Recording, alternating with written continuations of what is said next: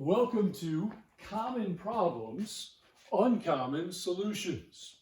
Thank you for serving as a pastor, and thank you for staying amidst problems. Where there's smoke, there's fire, and where there's people, there's problems. We know the problems. They're common. We want to know the solutions. They're uncommon. And may I hand you some hope in the form of scriptural encouragement from Ephesians 3:20 about God's power. It seems chronologically that this trait comes first about the Lord. In Scripture, the opening verse describes it this way.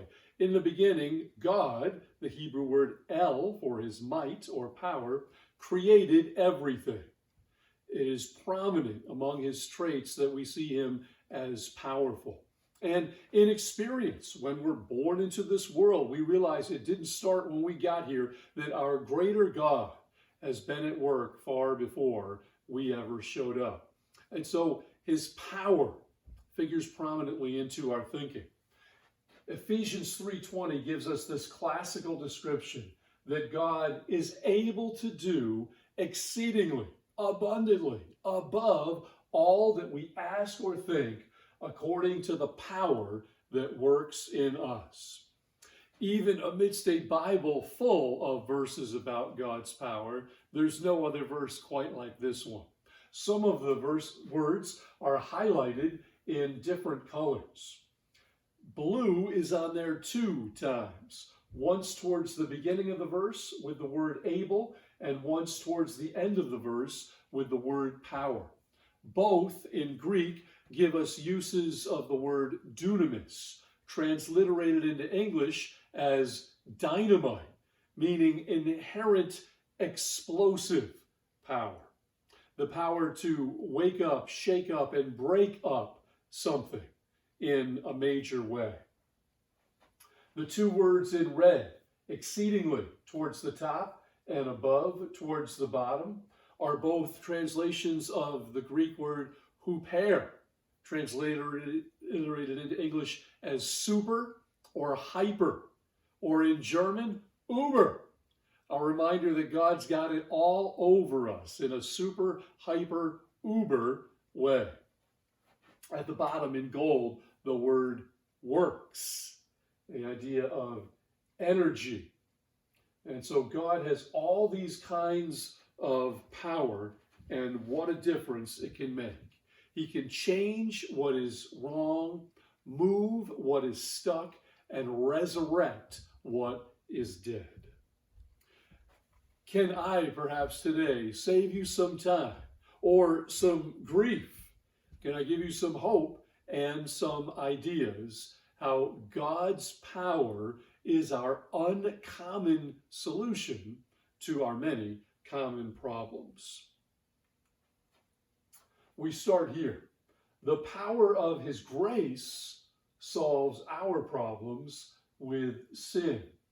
This first of 3 categories is very personal to each of us. We'll start there. Number 2, and the one on which we'll spend the most time, is the power of his kindness helps us with our problems with people. And then we'll close it with our 3rd category, the power of his wisdom helps us with our problems with time. So starting here, the power of his grace solves our problems with sin. Remember, our problems are common. 1 Corinthians 10:13 makes that statement by opening with this phrase: there's no temptation, trial, or trouble that has taken you except such as is common to man. And in many ways, that's the first temptation, to think that our temptation is not common, that we are the first or only or worst version of a certain temptation.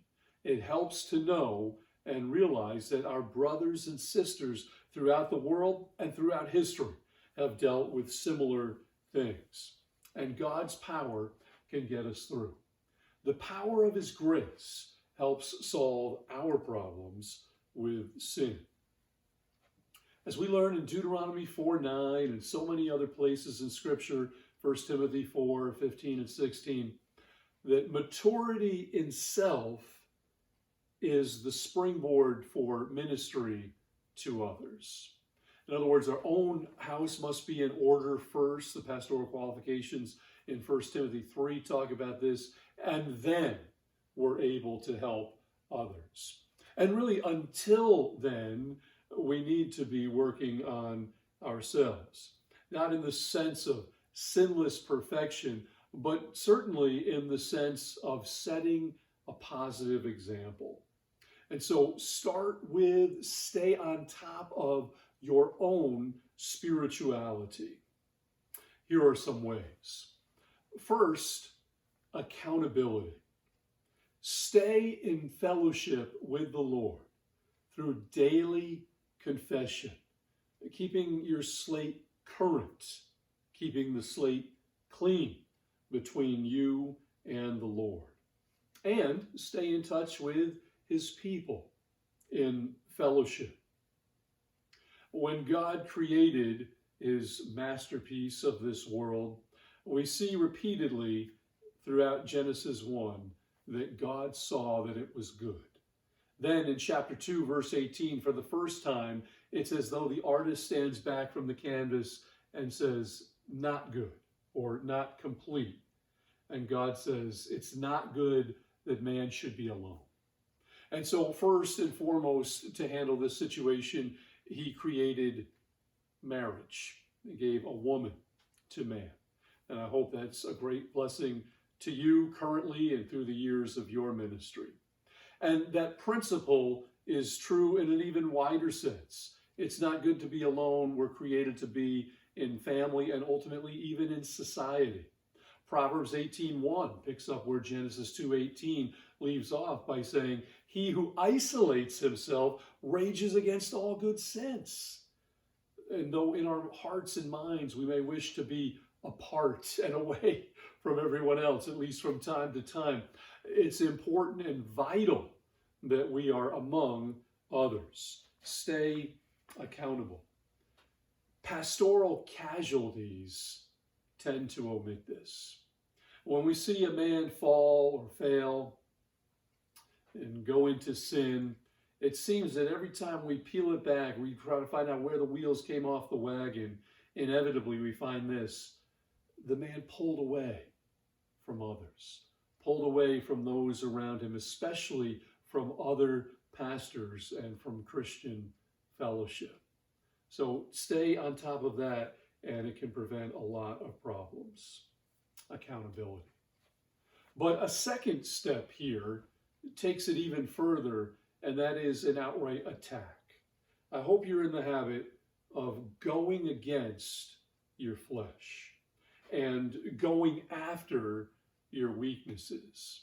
It's such a good pattern, such a good principle to make a habit of attacking your own weaknesses, putting it up there on the board, thinking about it, praying about it, finding a way forward, constantly improving in an area. Our flesh is our biggest Trojan horse of all. We think about the legendary Trojan horse and how a nation would never let its enemies right through its gate to come in and destroy them, but they might let them in if they're disguised as a gift, a beautiful war horse that once you let it through your gates, the sides open and the enemies come out and take over. And so often today we say, hey, what's the modern Trojan horse? What's the equivalent in our time? Some say television or internet, and there's more than one answer, but it's hard to argue against this. The biggest Trojan horse is our flesh. Because who's going to hate himself? Who's going to go against himself? Who's always going to second guess himself? By nature, we're not quick to do that. But it's important that we do exactly that, that we recognize the enemy within, the flesh, and how it can come back to bite us. It's like living next to a dormant volcano. I remember years ago, our church supported a missionary in the Philippines. And here in America, we got a report about a volcano eruption there in the Philippines. And the newscast concentrated on the numbers, the number of people displaced, the number of dollars in damage that had been done. And so I contacted our missionary there for his perspective. And while not downplaying the tragedy, he did provide this helpful perspective. He said, you have to realize those numbers, those people, they built their homes knowing they were on a dormant volcano, knowing that it had erupted in the past and in all likelihood would erupt again in the future. And so it's tragic and we're sorry that it happened, but they did build their homes on a volcano. And then he really got me with this. He said, oh, by the way, some of those people have already gone back to their same spot at the foot of that mountain and are rebuilding on the volcano that recently erupted. It sounds silly or even hard to fathom that anyone would do that, but we are prone to do the same thing with our flesh. To think that because it hasn't erupted in a while, or because even though it did lately, we're on top of things now, and we start to trust in ourselves instead of going against ourselves and attacking our flesh and our weakness. Hebrews 12 says it well. Consider him who endured from sinners such hostility against himself, so that you may not grow weary or faint-hearted in your struggle against sin. And you have not yet resisted to the point of shedding your blood. And have you forgotten the exhortation that addresses you as sons?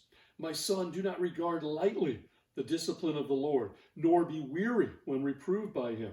For the Lord disciplines the one he loves and chastises every son whom he receives. It is for discipline that you have to endure. God is treating you as sons.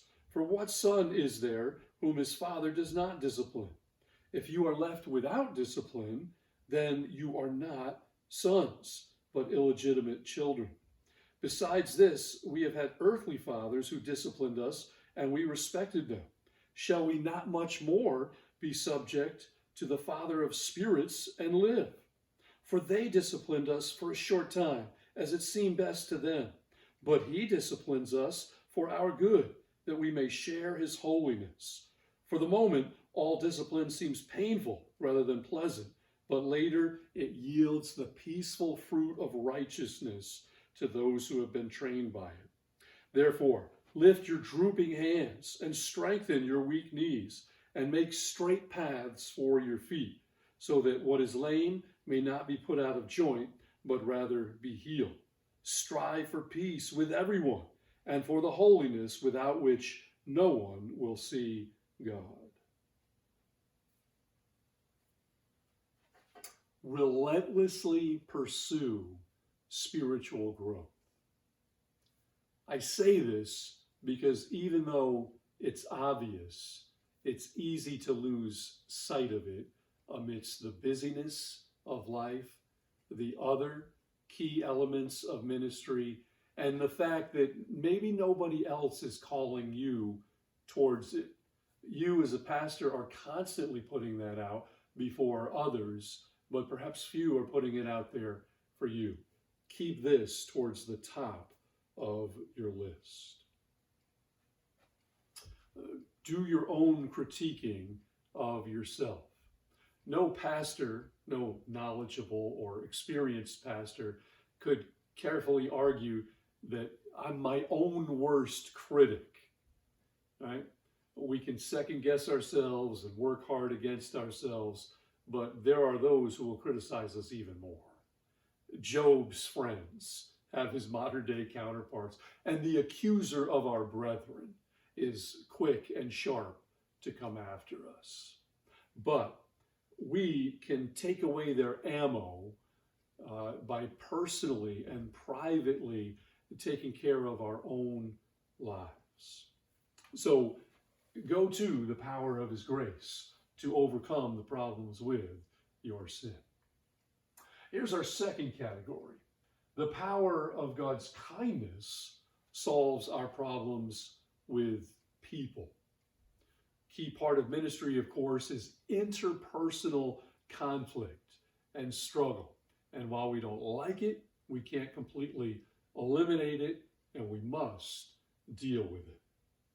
So here's a bit of a list. Perhaps one or more of these areas can help you. First, we'll pick up in this section kind of where we left off in the last with critics. Dealing with critical people in our church.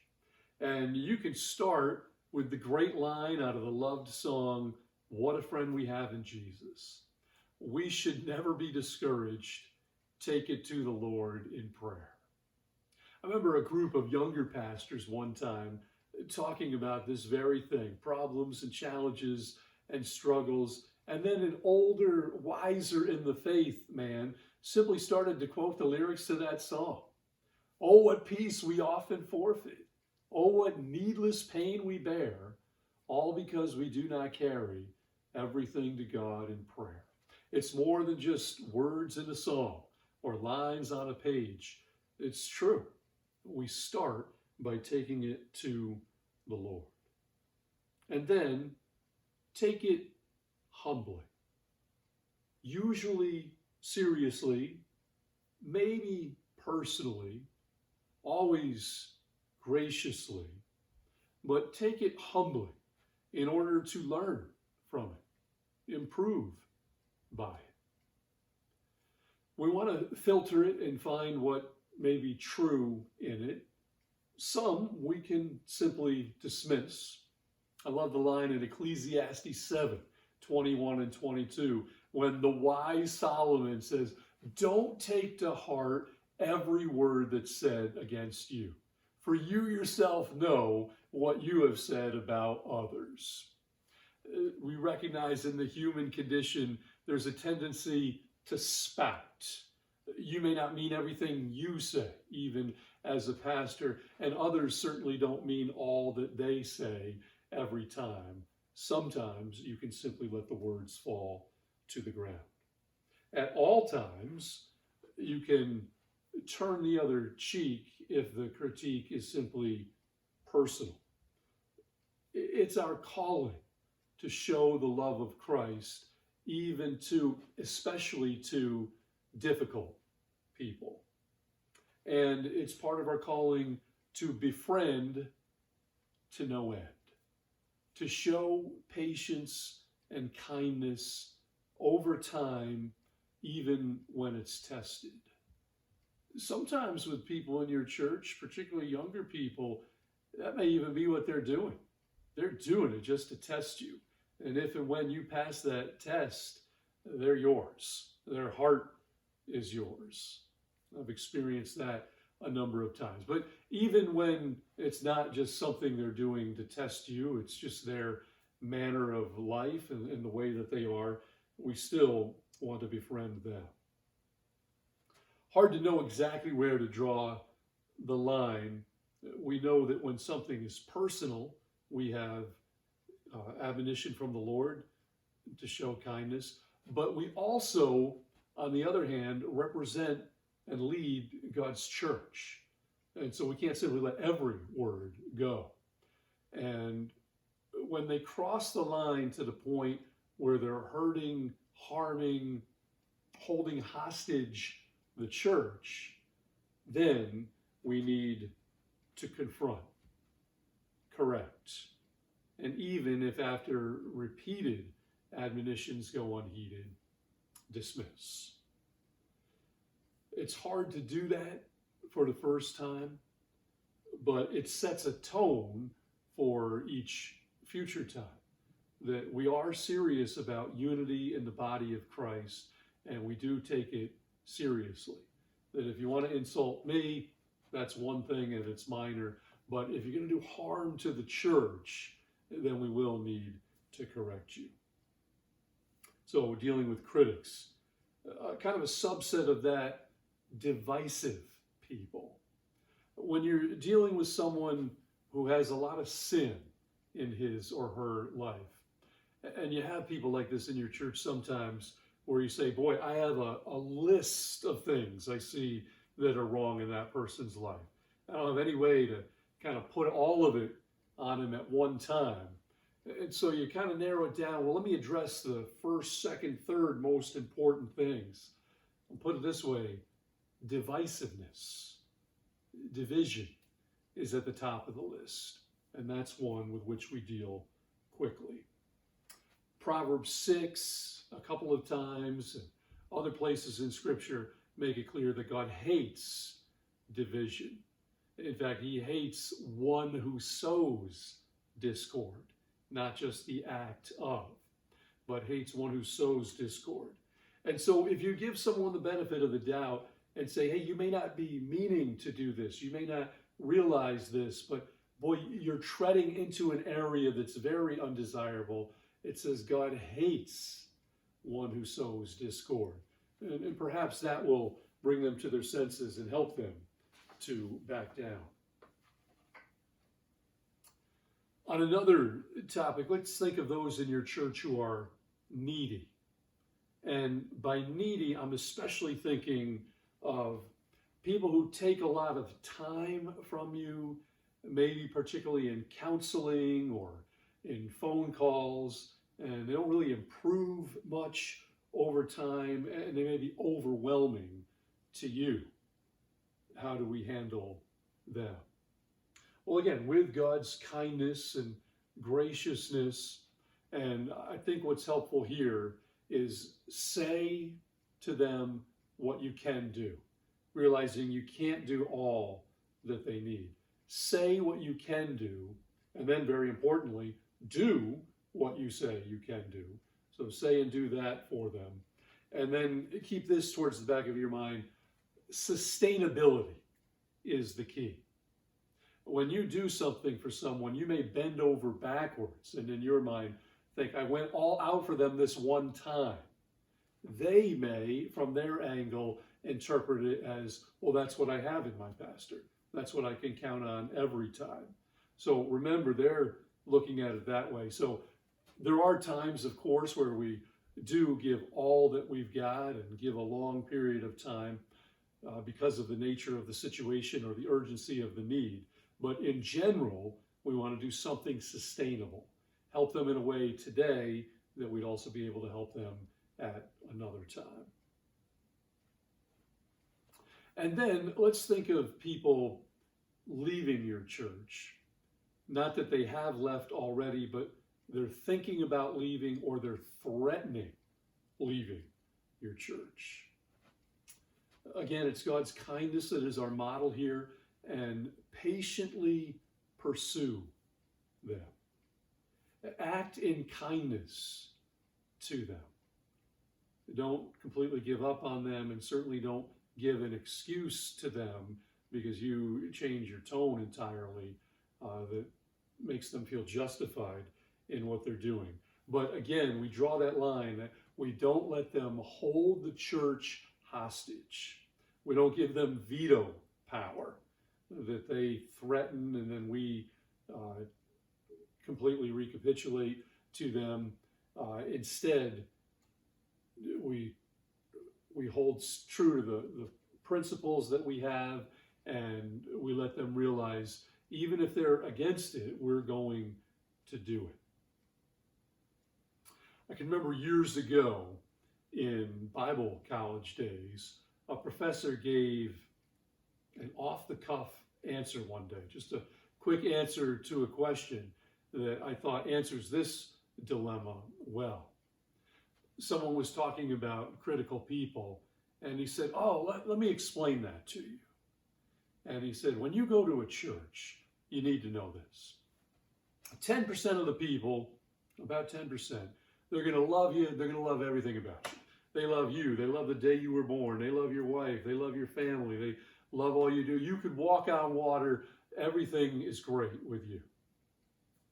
And then another 10% of the people are just the opposite. They hate you. They hate everything about you. They hate you the day you were born. They're going to hate every day that you're there until you're gone. And then in between, everybody else, like 80%, They're like, you're here, we're here, lead us. What are we going to do? And his point was this: aim for the 80% roughly, and realize that on the side, that's more of an aberration. We care for those people too, and we meet their needs also, but we don't let them define our view of ourselves. Instead, we aim for the mainstream. These next couple topics about people are some of the biggest questions or most frequent questions I get asked in terms of reaching people. How do we? First, your question may be, how do we stop the bleeding? We're losing people, or the people who come as guests, we're not retaining them. How do we handle that? This is a big issue and a great question. For starters, reaffirm your goals. Think of, in a fresh way, the great commandments. Love the Lord your God with all you've got. Love your neighbor as yourself. Think of the Great Commission. Make disciples by going, baptizing, teaching. Keep the goal in front of you. And let that play into your motives. That we want to gain people, not for the survival of our church or just for the growth of our ministry or our money, but for other souls, for the overall cause of Christ. And then, of course, our motives play into our methods. Go for the overall health of your church. If you find yourself losing a lot of people and not retaining new people, it probably means you're not simply one program away from where you want to be, or one quick patch job from fixing it. So rather than the quick fix, think in terms of the long-term health of your church. And recognize reality. You likely do this as a pastor, but get your church to join you in recognizing reality. The prophet Haggai opens with that great message. He says, consider your ways. In fact, in Haggai 1, verse 5 and verse 7, give us the outer layers of a consider your ways sandwich, as they both say it. And then in between, it simply tells God's people where they are, how things aren't going well. To put it in the modern vernacular, how's that working for you? He simply shows them the limits of their own ways. Sometimes we can do this for our church. Hey, this isn't working. We need to reconsider our ways. A while back, I went to hear Tom Rainer speak. He is an expert on churches in decline. He wrote a book called Autopsy of a Dead Church, and he shared this real head shaker of a story. He said, I'll go into churches and help them in decline. And he said, the pastors will ahead of time explain the situation and share their statistics. And commonly, it's a church that once was 400 and now it's 40. And so he said, I'll go in and I'll interview individual members who've been there for a long time in the church. And he said, I know this sounds hard to believe, but I've had it happen many times. When I ask, why do you think you've gone from 400 to 40? They deny that it has even happened. They don't even acknowledge that they've had a drop-off in attendance. They'll say, well, yeah, a few people have died or moved away, but they don't even recognize that 90% of their church has left. So reinforce reality for people, help them to recognize that these things are happening. So it's reaffirm your goals, recognize reality, and then, like a skilled surgeon, remove weirdness from your church. When something is weird or wrong, work on getting rid of it. And I'll phrase it this way. A fix always beats an explanation. In other words, when someone brings a problem to you, whether it's a guest who says this is a reason to not return, or even just a person already in your church, a fix beats an explanation. As pastors, we're patient. We have big hearts for people, and so we're understanding and we're willing to let some things slide. It's a good trait in some contexts, but when we allow it to not fix problems in the church, it's not a great trait anymore. And so fixing it is a lot better than explaining it, particularly to somebody coming in from the outside and not understanding why things are the way they are. So if you're losing people, try those angles. And then a lack of people. Sometimes it's simply we aren't able to reach people well. For starters here, request people in prayer. Ask the Lord. We don't have because we don't ask. James 4:2.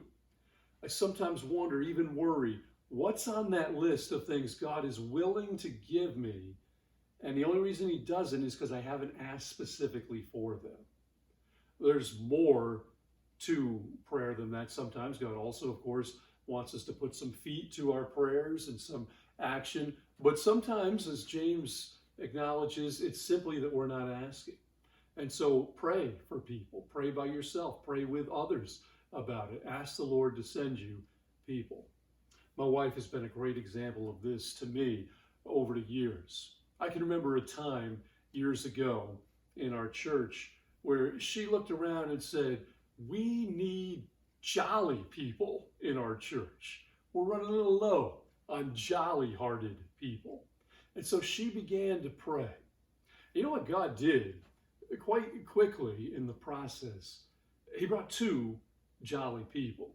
And that's a great thing in and of itself. But it was so much more than that, because each of these people came with their families, and then their family and friends, and their extended family. And before you knew it, it had really changed the makeup of the church, including the personality and the level of happiness overall. She prayed for jolly people. About that same time, I was praying for something, and that was across the street and about a block away from the church. We had a place that had become vacant, and I was praying that the next person in that house would be someone we could reach for Christ. At the same time, I was praying that we would reach the Asian Americans in our community, because while we were reaching every other group of people, we didn't have a single Asian American at this time.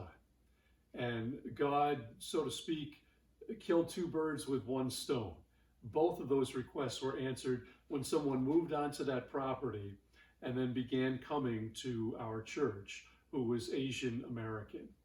And through many years of serving and working together and helping him, he's now returned to his home country of India as a missionary. And it all started by specifically praying. So request from the Lord people. And then reach people. I mean, take the step. Meet them more, far more than halfway. They're not often coming to us. We have to be going to them.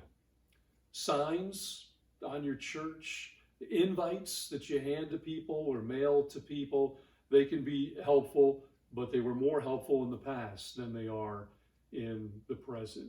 I was part of a mailing campaign one time that had a nice looking brochure, and we hand wrote out the addresses to everybody in a zip code. And as far as we could ever tell, we had a 0 response from that. Not next to nothing, nothing. Those things are certainly okay to try, but they tend to not be effective. Personally connecting with people always matters more, and in this era, it may be about the only chance we have sometimes. So make the personal connection and reach them. I did a workshop last year at Serve Boldly on this topic by meeting a need or filling a gap in your community. It's one of the fastest ways to reach people. And I especially want to say this to you as a pastor. Do what other churches aren't so that you can reach people that other churches don't. Don't be the fifth church in your community to do the exact same outreach. Let the others that are already doing that continue their good job and go get somebody else that's falling between the cracks. Think and pray of who in your community is not getting noticed by churches and aim to reach that person or group of people.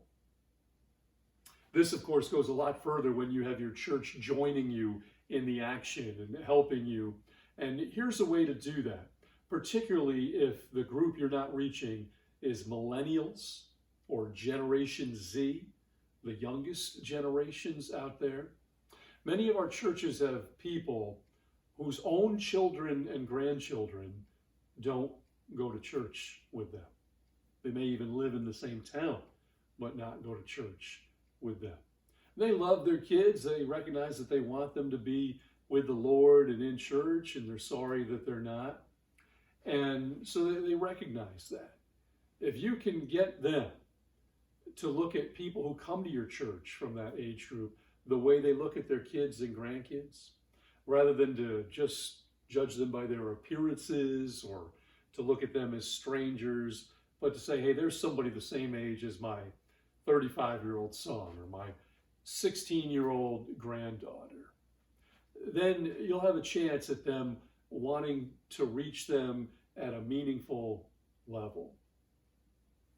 In our church, we had asked the oldest generation to reach out to the teen generation.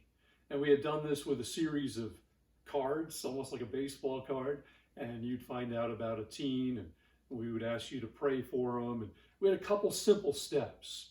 And not only did the senior adults reach the highest level of what we asked, they exceeded it. They started calling and saying, would it be okay if we took the kid we're praying for out to McDonald's? Could we bring them over to yes, please do all of this and then some. And it really took on a life of its own as they kind of adopted some of the younger people in our church that didn't necessarily come from Christian families or even from complete families. In addition, let me invite you to our fall conference entitled Frontlines, October 24th and 25th at Harvest Baptist in Bath, New York. We're going to do a whole conference on this theme of reaching who we're missing. Hope you can join us for that and it can be of help to you. Now, here's a common scenario. I find sometimes that our churches are spiraling inward. You may understand quickly and easily what I'm saying when I mention that our churches are inward focused, that over time, our focus and our resources go inward instead of outward. In our budgets and our programs and our time allocations, we choose the people already here over the people not yet here. We're quick to choose comfort over mission. And we think about keeping the doors open here as a high priority, while kicking a door in over there is a lower priority. And we lose balance. That's a scenario you're likely to understand. But do you also recognize this, that can take on a life of its own and it can spiral inward? And that what starts as a little problem, like you're a little bit off track in this direction, over time you start to realize, well, we're almost entirely that. We're not just inward focused, we're spiraling further and further. Each decision kind of puts us more in that direction. So here are some solutions to help with that. First, think of the part of your congregation that isn't here yet. Just because you don't see them and you don't yet have them doesn't mean to not consider them. And as pastors, is one of our biggest jobs, you can paint the picture and let your congregation know we can be this, we can go there, we can do this. We can care for people, we can connect with people, we can bring them to Christ and ultimately to our church family. Have a heart for them to be reached and to be saved, to get people visualizing others coming and being a part of the cause of Christ. Again, like so many of these things, start with prayer. Pray for the salvation of those around you. I was thrilled a few weeks back to see one of our churches doing exactly this. I recommend this, and they were doing it. Pray for a neighborhood in your town. And when I say pray for it, set it as a goal for like a week or 2 weeks or a month, and you pray for it. In your service, someone leads in prayer for people in that neighborhood to be saved and reached. And then in your prayer times together, you pray for it. In your prayer times alone, while you're driving around, while you're taking a walk, or when you're doing concentrated prayer at home, you pray for that. And then you see where the Lord leads you. Perhaps you find your feet walking through that neighborhood, or your wheels driving through that neighborhood, and you notice a need that you can meet, or you see a person out to whom you can speak, and the Lord may lead you to reach that neighborhood in a very special way. Or, again, as I mentioned earlier, you meet a need in that neighborhood. You notice, boy, I knew we had a little bit of a problem with this in our town. I guess we have a big problem. What can we as a church do to help and to solve this problem? As you get those things rolling and God begins answering those prayers, you start to watch God work. And many who maybe now in your church are either apathetic and not involved in things, or adversarial and they do a lot of complaining, this could be the thing that turns the tide. It may not silence every critic. It may not overcome every bit of inertia in your church, but it could get things rolling in a much better direction. It takes care of a lot of problems. So think of the part of your church that isn't here yet when you're making key decisions. Secondly, trim unproductive activities. This is a hard one to do because, again, people in the church may have a great affection for a certain program, and it's hard to trim it. And so they don't all have to be eliminated. Sometimes it can simply be curtailed, or some can continue.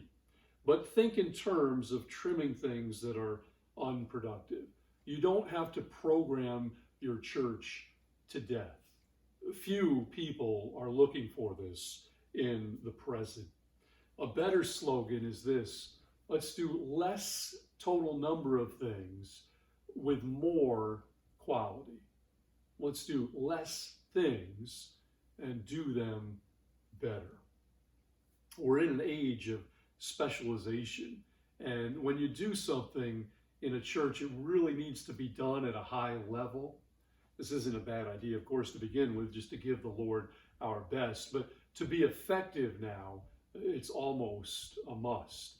People won't give you the credit you deserve just because your heart is in it or you're doing a good job.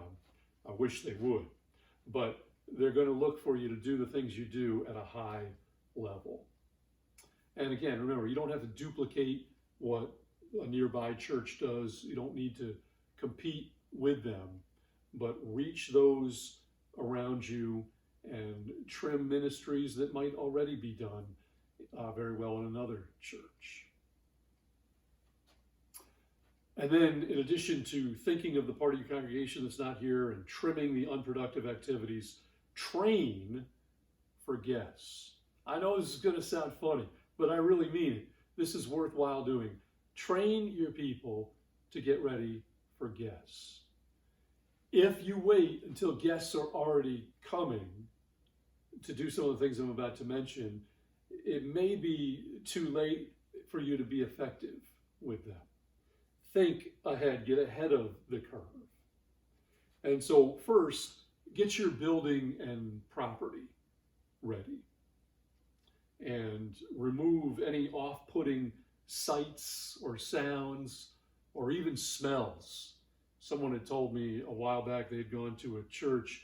They said, boy, as soon as I went in, it smelled like 1970. I think they meant just that it was musty and old, but it was enough to turn them off. And it was one of the strongest impressions they got. So a big thing we want to do is to take away the excuses people might have. Yeah, there are excuses. They shouldn't be making a major thing out of minor things.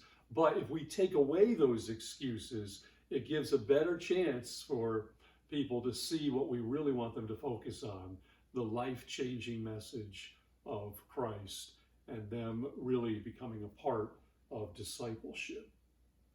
So get your building ready. But more importantly, get your congregation ready. Have them ready for new people to come and even walk through it. Practice with persistence. I know it sounds funny, but I do think it's worthwhile. Have people in your church practice on each other as if the other were a first-time guest. And you always do a better job when you do something the second time. So when the practice is done first and the real thing happens later, I just like the odds of you doing a much better job if you've rehearsed it already. And prioritize key times. Here's one that's hard to overemphasize: the importance of those last few minutes before your service starts and those first few minutes after your service ends. Train people as much as you can to make those moments about guests. If you go to talk only to your own friends during those times, the guests aren't going to wait around.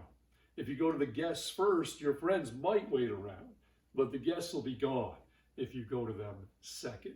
And so those last 5 minutes before the service starts, so those first 5 minutes after it ends, have people make a beeline for new people, not for the ones that have been around the church for a long time. So, reaching people, question mark, can it be done? Reaching people, exclamation point, it can be done. And now another key one is when you have not a lack of people present in your church, but a lack of people ministering and serving and really buying into the calling of the Lord on your church. To do this, again, as I mentioned earlier, seek the health of the church and spiritual priorities. In other words, an overall approach of everybody growing in Christ. I realize it isn't glamorous, but church isn't about glamour. It is godly, and church is about godliness. So, to get people from apathy to action, start here. Create a culture where ministry and service are the norm. Maybe in your church right now, it's the exact opposite of that. That when someone ministers or serves or puts others first, they stick out. They're rare. Well, you can create a culture that goes the other way. Here are some specifics. First, this starts with you.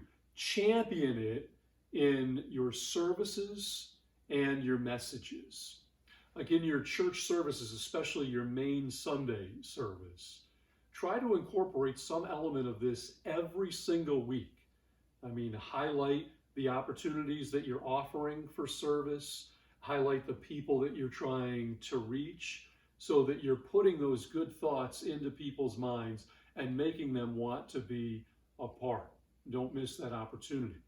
And then, even in your messages, include a lot of application and illustration on these topics, and then also do entire messages or entire series of messages on this theme on occasion, or maybe even on a regular basis. So champion it in every way that you can. And then model it in your own service, in your own schedule, and also in your own vehicle. When you come to church, don't have empty seats. Fill those seats. Go pick up somebody, get somebody, find a way to get somebody in your vehicle that you can bring. Because if people want to do it, they may still look for an excuse not to do it. And if nobody else is bringing anybody, they may not want to be the first or the icebreakers on that one.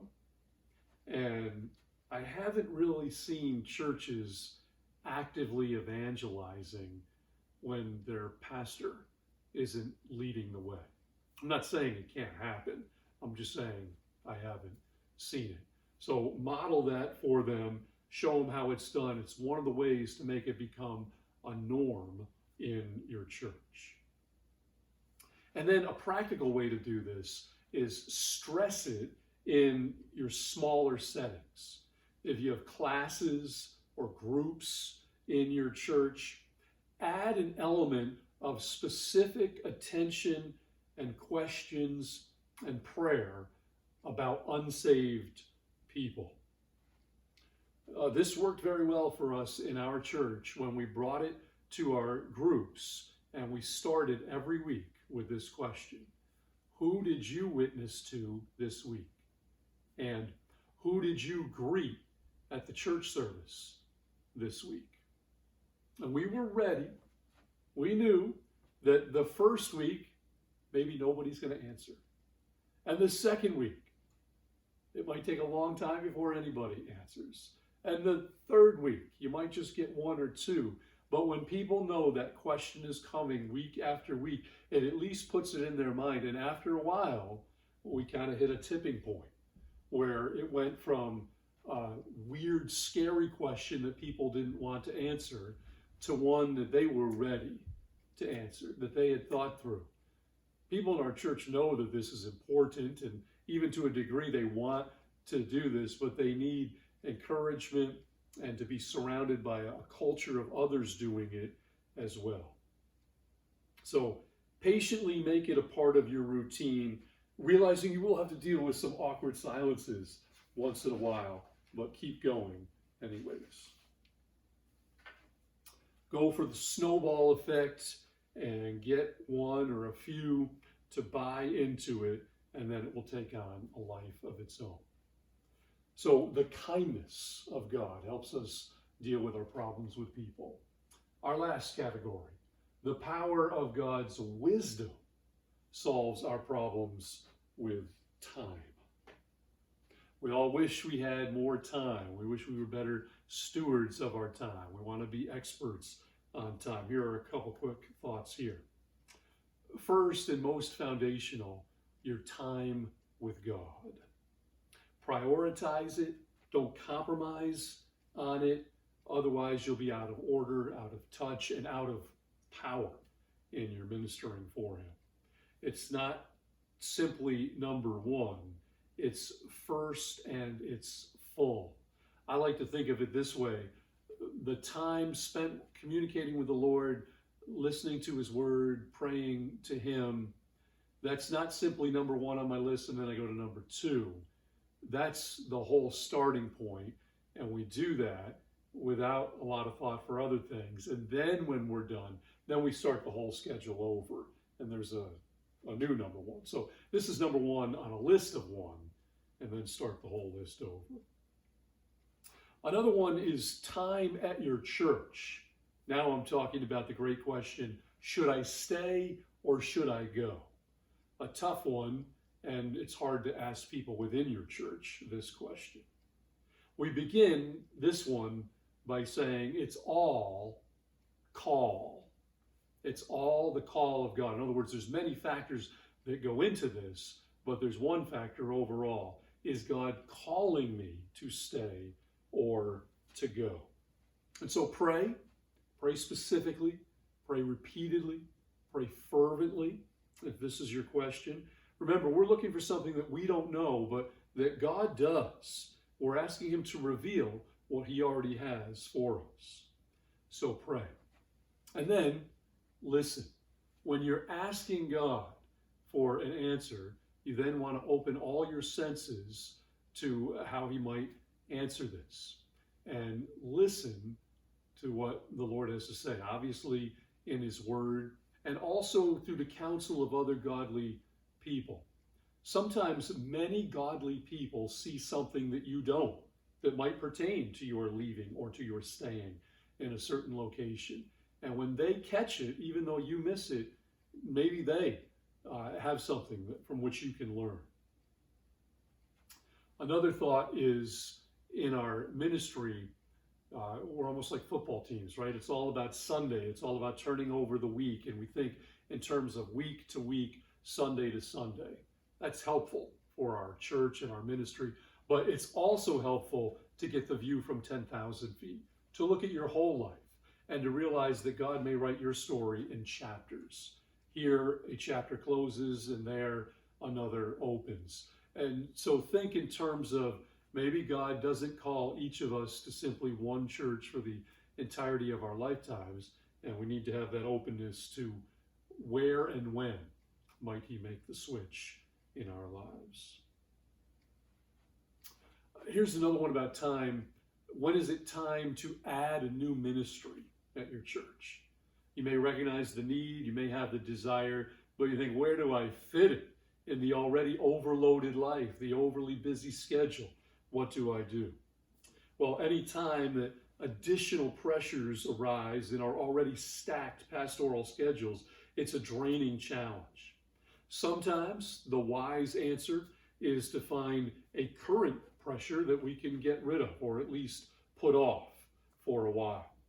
It's logical, but sometimes we resist it because, first of all, it seems impossible.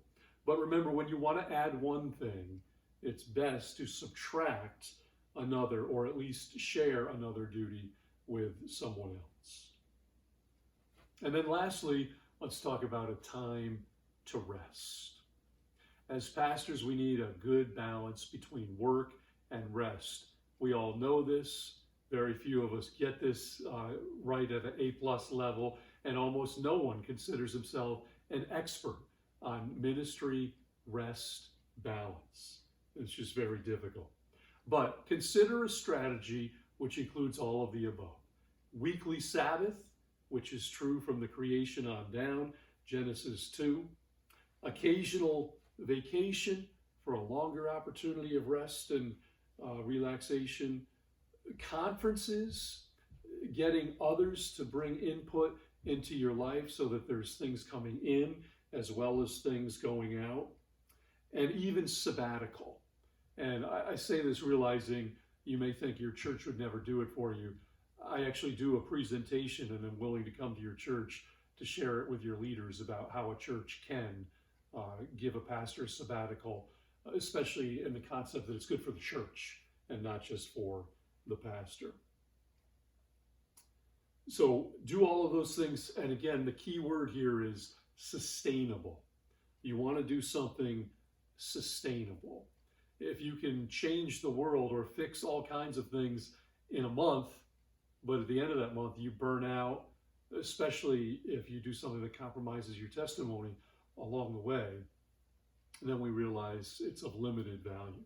So go at a sustainable pace and work a lot and rest a little. It's right in the fourth commandment. 6 days you shall labor, 1 day you shall rest. All of us probably need to hear one of those more than the other. Some need to hear 1 day a week you need to rest. Others need to hear 6 days a week you need to work. But find that balance. There's a brilliant little piece in Ruth 2:7 about the biblical heroine Ruth. It's when she comes to work for Boaz and he asks, "Who is this?" And his workers share these words in Ruth 2:7. She said, "Please let me glean and gather among the sheaves after the reapers." So she came, and she has continued from early morning until now, except for a short rest. I read that little phrase, "except for a short rest," many times, and I thought about it and dwelt on it and meditated on it and wasn't quite sure why it was there in the Bible. One day did a real deep dive into it. It eventually became a Labor Day Sunday message that I did. Because when you see that phrase, maybe like me as a man, as a pastor, you think, I don't want that phrase attached to me. the one that says, except for a little rest, or he had to take a little break. It seems like not the thing we want, but Ruth was so wise and brilliant, and the Bible actually includes it, that she knew how to work and rest. Mostly work, but getting the needed rest as well. And so it stands in the eternal Word of God that she continued throughout the morning, but she also took a little rest. May God's power empower you as you deal with these common problems that can be very tough, but may He give you uncommon solutions.